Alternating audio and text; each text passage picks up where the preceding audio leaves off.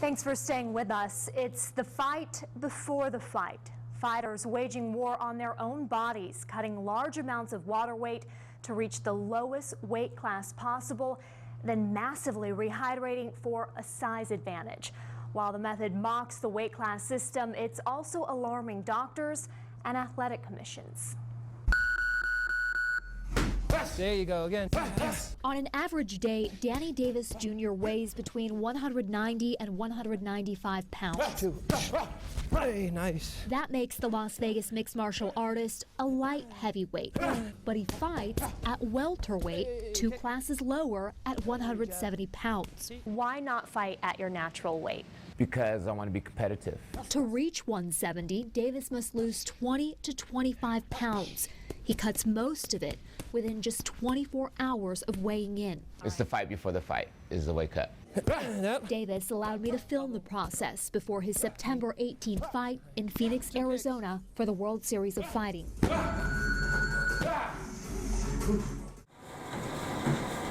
For Davis, it's 2 rounds of running in a sauna suit, soaking in water above 105 degrees. As long as I keep sweating, then I know I'm good.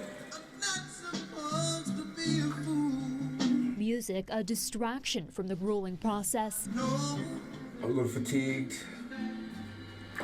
Starting to hit that little delirium point, a little delirious, you know. Then, the mummy. Wearing a sauna suit under a tracksuit, Davis wraps himself in an electric blanket and adds several more blankets on top. Round 2, the worst. I don't like standing up too fast because I want the blood to rush. Davis so weak at times, he'd crawl instead of walk. That sucks. It's kind of feeling, and it does suck to know I would have to do this again on my next fight. 169.5 for Danny Davis. Within one day, Davis lost 17 pounds. Not unheard of in MMA, but the amount varies between fighters. I've cut 17 before, and it wasn't very fun. Between 8 and 10 pounds. 7 to 10. Within 7-8 hours, I get off the 15 pounds. It's to keep the competitive edge. Everybody else is doing it. You have to. I think everyone's kind of turned a blind eye to it. Dr. Margaret Goodman is a neurologist and the former chairman of the Nevada Athletic Commission's Medical Advisory Board. They're predisposing themselves to renal failure. They're also predisposing them to liver disease. Andy Foster is executive officer of California's Athletic Commission. In the more severe cases, they don't make it to the weigh-in. You know, they're absent from the weigh-in because they're at the hospital. That's what happened to UFC fighter Johnny Hendricks in October. Because of his weight cut, he reportedly suffered a kidney stone and had intestinal blockage. At an amateur event July 18th, the Arkansas Athletic Commission says 6 fighters went to the hospital. 4 were dehydrated and dehydration was suspected in the other 2. And in September 2013, Brazilian MMA fighter Leandro Sosa died.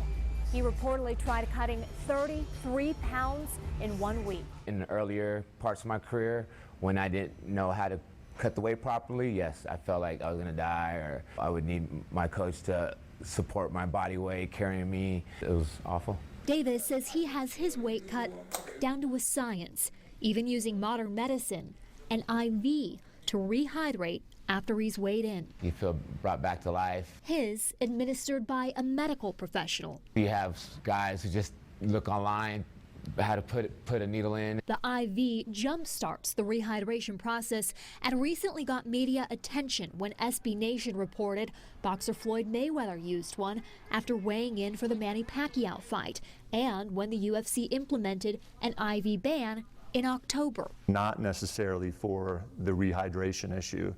IVs were historically used by some athletes to defeat drug testing. If you are really ill and you need an IV to regain that weight in 24 hours, you shouldn't be fighting in the first place. The danger doesn't come in the rehydration issue. The danger comes in how much weight is being lost.